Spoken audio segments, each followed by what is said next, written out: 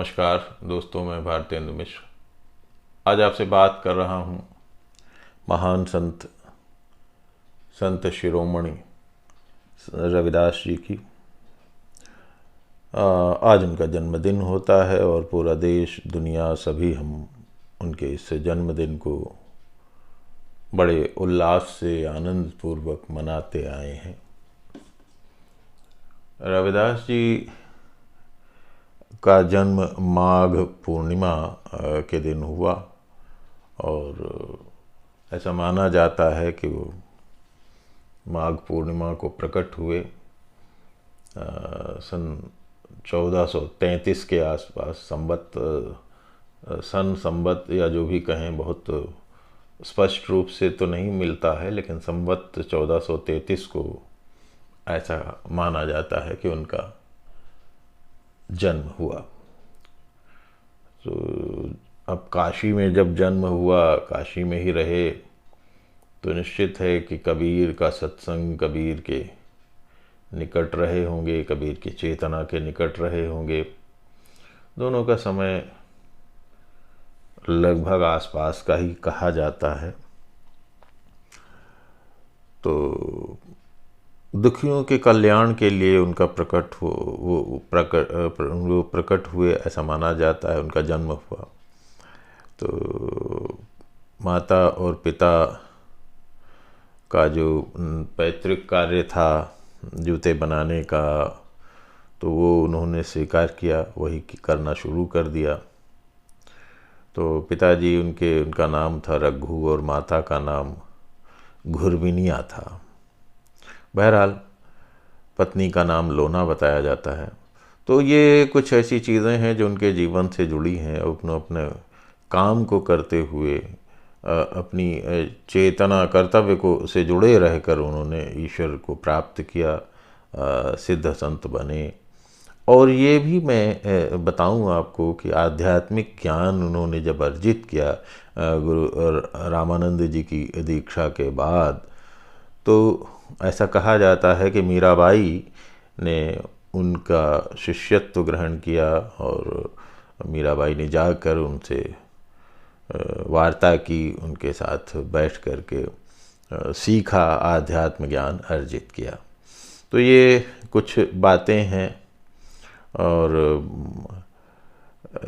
जब कोई उनका साधु संतों का उनका उपदेश देने का या उनसे प्रसन्न होते थे, तो वो आनंदित होकर अपने बनाए हुए जूते उनको अपने शिष्यों को दे दिया करते थे। तो ये कुछ उनकी ऐसी चीज़ें हैं जो हमें स्वभाव से उनके जीवन के बारे में हमें मिलती हैं।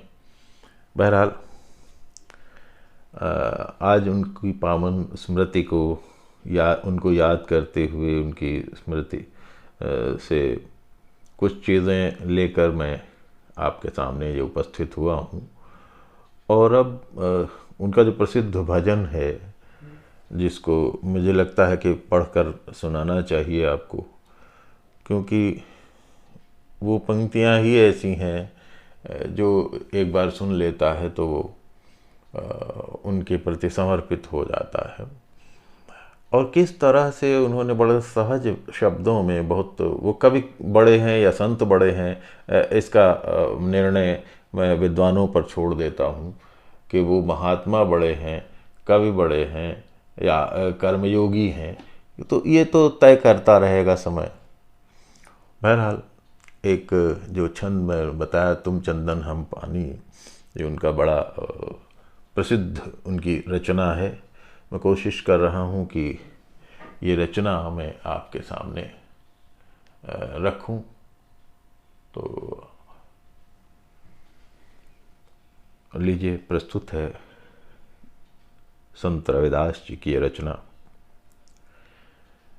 प्रभु जी तुम चंदन हम पानी।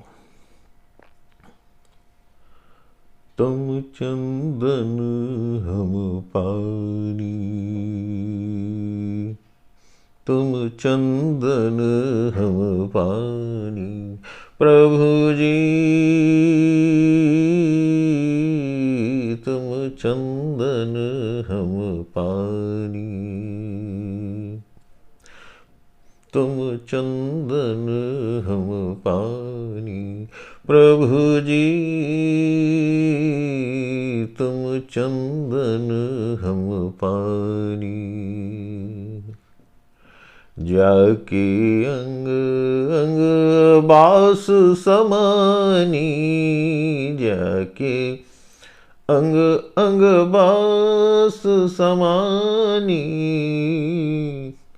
तुम चंदन हम पानी। प्रभु जी तुम चंदन हम पानी। पूरे अंग अंग में जिस प्रभु का वास हो गया है, जिस प्रभु की सुगंध फूटती है, ऐसा हूँ मैं। अद्भुत पंक्तियाँ हैं कि प्रभु जी तुम चंदन हम पानी। जाकी अंग अंग बास समानी। तुम चंदन हम पानी। और आगे देखें कि प्रभु जी तुम घन बन हम मोरा। प्रभु जी तुम घन बन हम मोरा। जैसे चितवत चंद चकोरा। जैसे चितवत चंद चकोरा। प्रभु जी तुम चंदन हम पानी। प्रभु जी तुम चंदन हम पानी।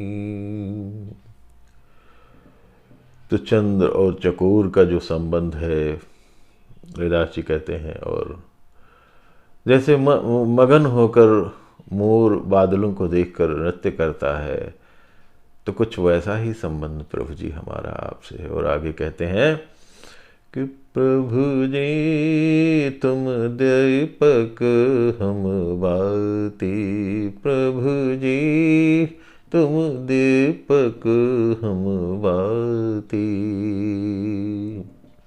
जाकी ज्योति बरे दिन राती।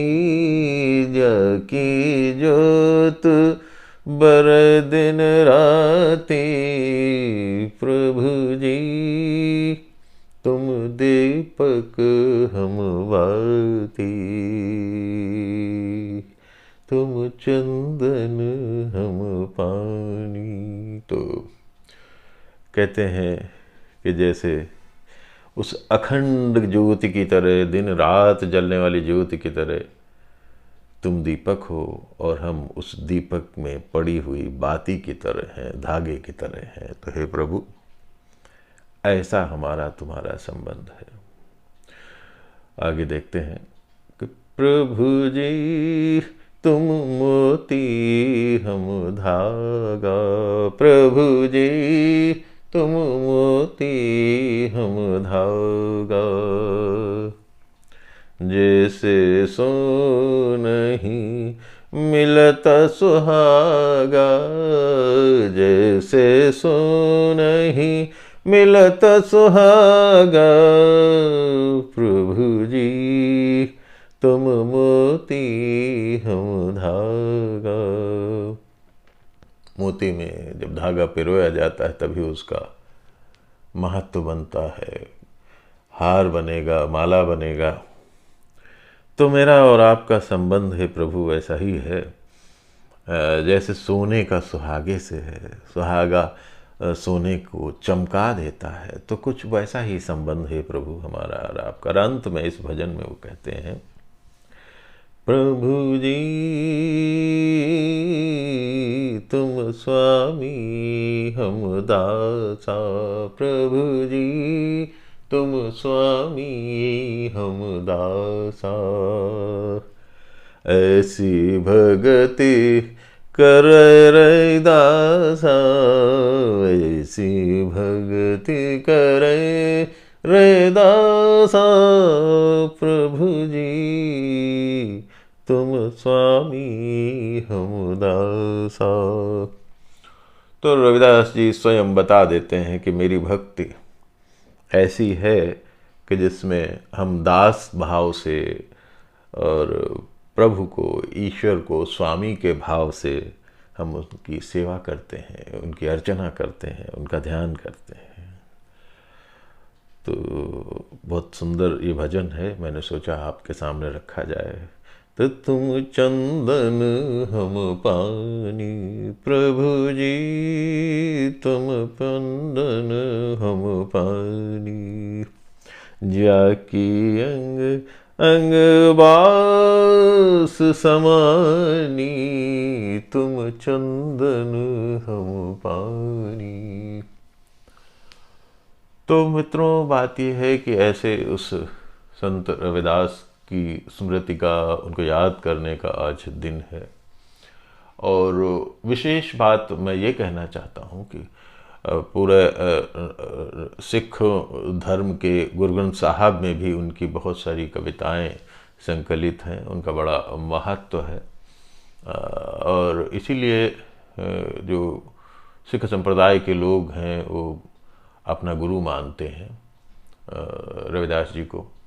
तो रविदास जी असल में साकार ब्रह्म के उपासक नहीं है। थोड़ा सा हमें इस बात पर भी ध्यान देना होगा कि वो जो मूर्तियों के साथ अब फोटो लगा लगा करके जिस तरह की चर्चा और वो सब की जा रही है, रविदास कबीर के अनुयायी निराकार ब्रह्म की उपासना करने वाले लोग हैं। वो साकार ब्रह्म की जो परंपरा थी तुलसीदास वाली, सूरदास वाली, उससे अलग है।